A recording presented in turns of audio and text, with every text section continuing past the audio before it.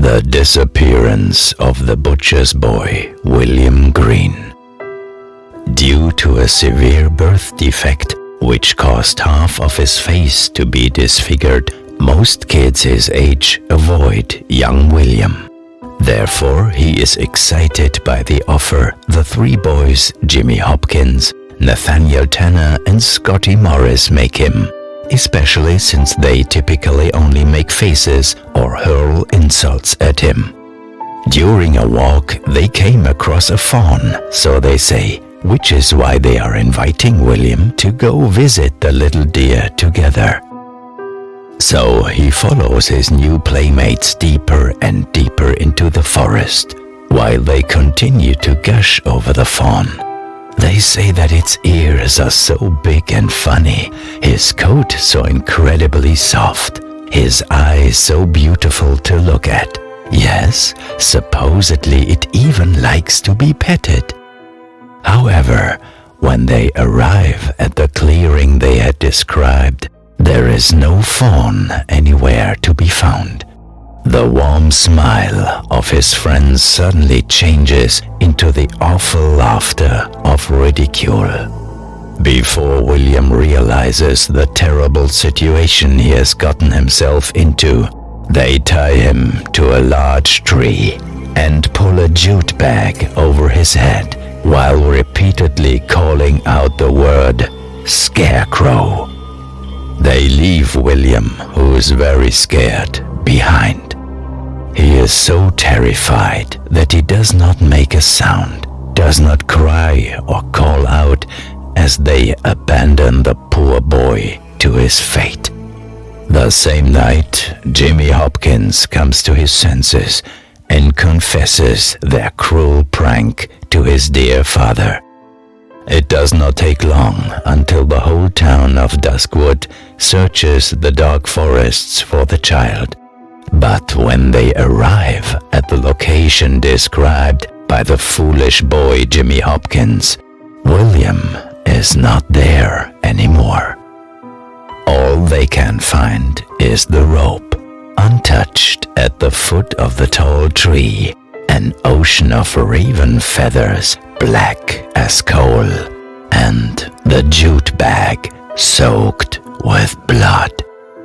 Some may say that this was the night that the legend of the man without a face was born, when William's father picked up the bag that was dripping with his own child's blood. Because William was never found, and neither was a single clue of his whereabouts. But soon, the houses of the wrongdoers were marked with strange signs that resembled a raven. They appeared out of nowhere, as if they were made by an invisible hand. Then, in the night of the new moon, the families of the three boys vanished completely and were never seen again. And so the legend lives on, demanding payment for sins that have been committed. It slowly creeps through Duskwood streets, watching vigilantly through raven eyes in the cover of the dark night.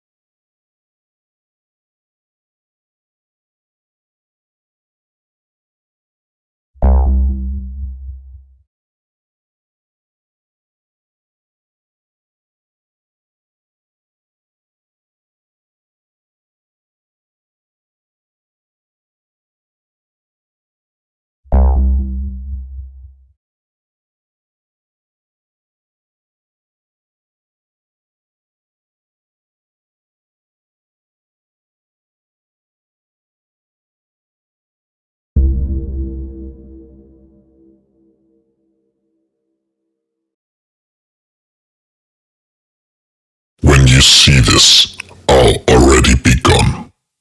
I'll have gone into hiding, or my pursuers will have managed to find me. Forgive me that I couldn't tell you in person, but this way I want to ensure that you find out who I really am. On the one hand, I owe you. On the other, I don't want you to concentrate on finding me when I suddenly disappear. I have never told anyone else what I'm about to tell you. I am Hannah's half-brother. Her and I have never met, and although that was the only reason I contacted her all the time ago, I never told her. Soon, I was forced to cut contact with her, but shortly before she disappeared, she turned to me asking for help. Hannah and Lily are the only family I have left, and I hope you understand now why I was so invested in finding her. I ask you to keep my secret, because I don't want to be responsible for her family breaking apart. It's no longer in my power to find Hannah. Her fate is now entirely in your hands. I thank you for our conversations and your courage. We will see each other again when the time comes.